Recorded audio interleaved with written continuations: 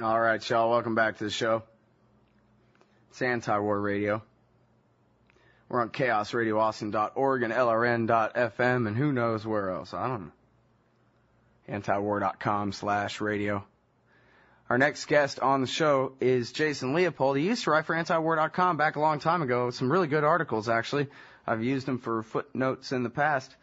And he wrote the book News Junkie, and he's at Truthout.org. There's a dash in there, truth-out.org. And article in question here, very important. Paul Wolfowitz directive gave legal cover to detainee experimentation program by Jason Leopold and Jeffrey K. at Truthout. Welcome back to, or not back, welcome to the show, Jason. How are you? Hey, Scott. Thanks so much for having me on. I appreciate it. It should be welcome back to the show. I don't know why we haven't talked a million times, but anyway, we'll get to that in the next interview. Okay, so there's a lot of journalism in this piece. Why don't you go ahead and outline it for us, and I'll try to follow up. Thanks for highlighting it. You know, Jeff K. is a psychologist who lives up in San Francisco, who's written extensively about aspects of the torture program and the fact that largely it's truly an experimental program. And Jeff and I spent about 7 months investigating this.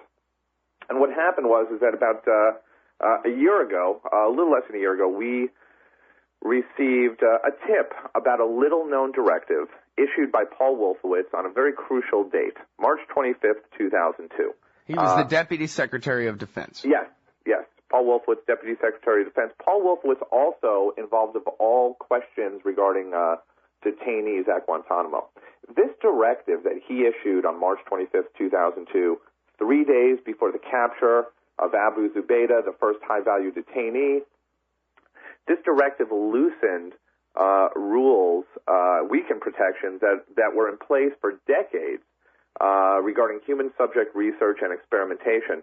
And what it did was that it limited the protections to prisoners of war as opposed to, the all-encompassing detainees. And as you know, in January and then in February, George Bush received numerous memos from the likes of John Yoo, William Haynes, former Pentagon General Counsel, Donald Rumsfeld, Alberto Gonzalez, and basically advising Bush that the Taliban, Al-Qaeda war on terror detainees should not be afforded the provisions of or should not be protected in accordance with Geneva Conventions.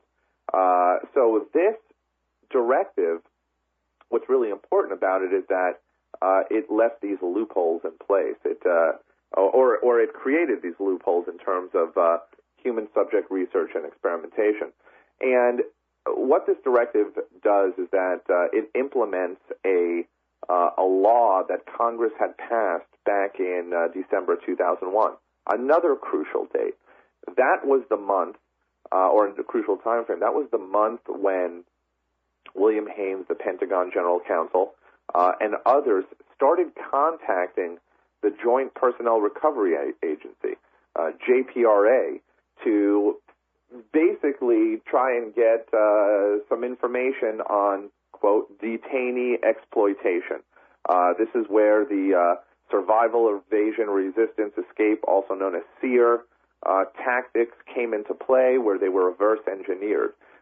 These tactics, these techniques, these torture techniques were never tested.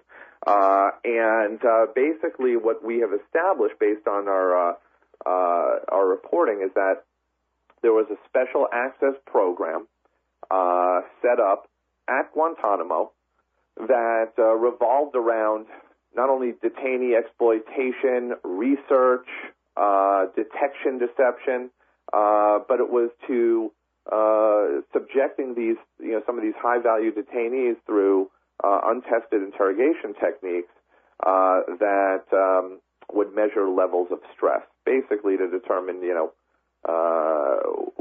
how they would, how this would get them to, give up information. So wait a minute. What you're saying is, when they're rewriting the rules for what all you can do to people, and they, I guess, just pick out of a hat, the pain has to be equivalent to organ failure or death to count as torture.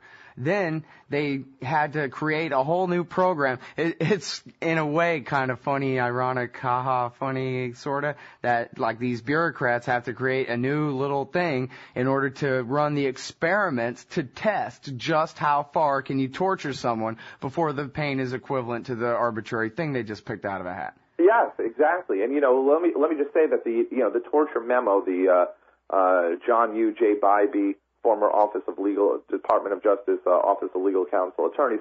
That memo was issued in August. But so this was actually put into place in March, but subsequently, right after that memo that you just discussed, where John Yoo twisted the law to redefine what torture is, that resulted in, arguably, and I think that we presented the evidence here, the experimentation on one particular detainee, Al-Qahtani, Muhammad Al-Qahtani. But if I could just go back, quickly and say that, in December, with the passage of the Defense the Defense Authorization Act, Congress changed the law known as 10 U.S.C. 980. And this was something that has not been touched for 3 decades, since 1972. And that was a law that was put in place in 1972 after revelations of MK Ultra, these various, experimental programs involving the CIA and the Defense Department. So they changed this law, and how they changed it was basically giving the Secretary of Defense authorization to waive informed consent. So, for example, Scott, if you were going to be the subject of a DoD, Department of Defense funded research program, you would have to give me your informed consent. And what... Like the Unabomber.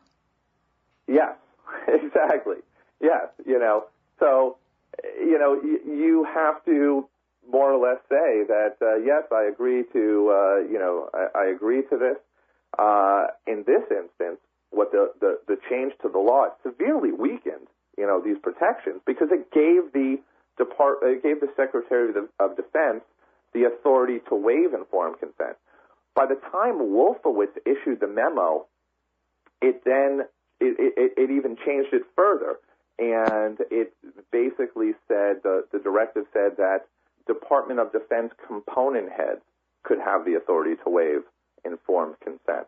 And how this, in addition to that, the Wolfowitz directive, it further weakened protections by saying that, after the atrocities of World War II, Nazi atrocities became apparent, and memorandums and laws were put into place that advised researchers to strictly adhere to the Nuremberg Code.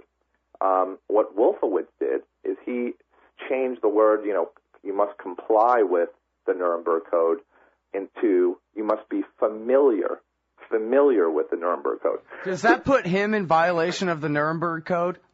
It's a very good question, and much like that memo that you mentioned about John Yoo, what they did here, again, is they twisted the law. They changed the law. They did things to sort of legalize some of these horrific acts that they put into place.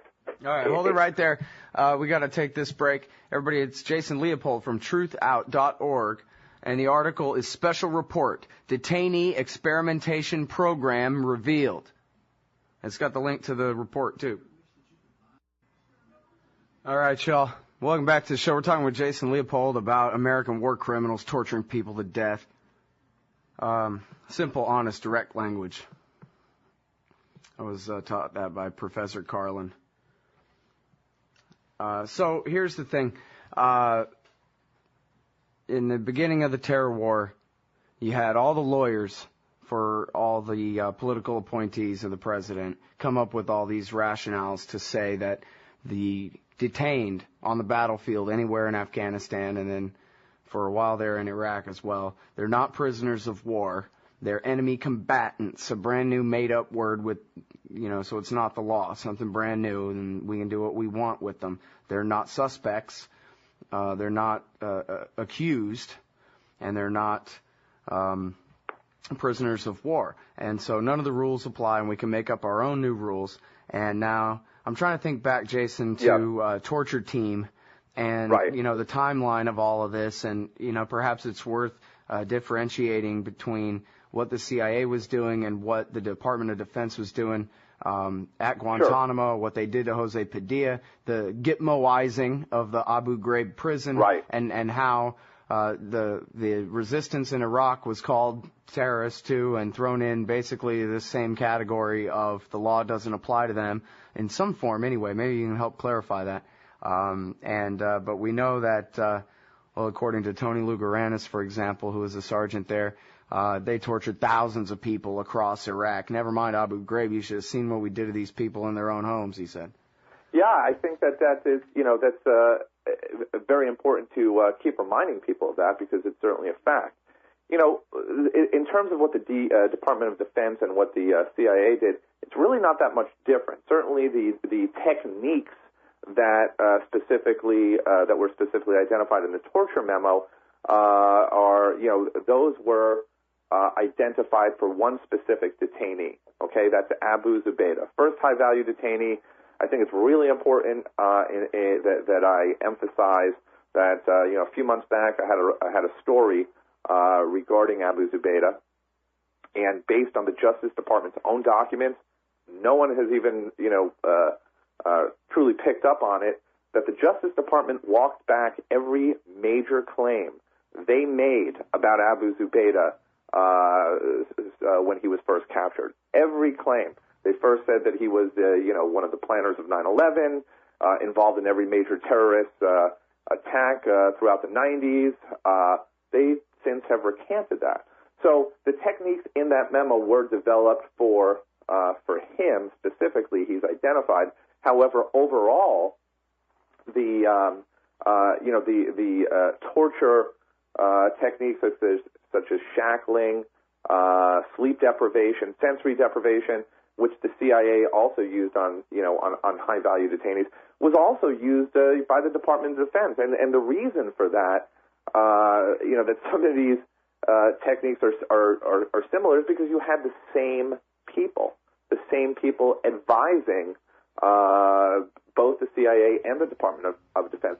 Bruce Jessen, the psychologist, and James Mitchell, another psychologist who's his partner, who are identified as, two of the architects of the program, were also working for the Department of Defense. And might I add that in our reports on this Wolfowitz directive, we show that just a few weeks before this directive was issued, as a matter of fact, Bruce Jessen had given a PowerPoint presentation to the Department of Defense on detainee exploitation. And exploitation is a really important word here. And this is why when you start really paying close attention to what these memos say, what was done to the detainees, it becomes a matter of experimentation. It's not so much about intelligence, okay? Because we know that they did not get the type of intelligence that that they were looking for. They got 10,000 orange alerts out of that guy. Right. They had him say anything they wanted. It turned out all of it to for the most part to be bogus. Yeah, well, and this is the footnote for everyone. According to Ron Susskind, this is when George Tenet finally confronted George Bush and said, you've got to stop citing Abu Zubaydah. He was nothing but a half insane or maybe three-quarters insane travel agent for these guys. George Bush said to George Tenet, you're not going to make me lose face on this, are you? Right, because exactly. George Bush had said over and over and over again that this was the reason we had to torture people because of dangerous people like him. Right. And by the way, it's it wasn't just they said it was Bush himself had used Zubaydah over and over and right. over. And by the way, they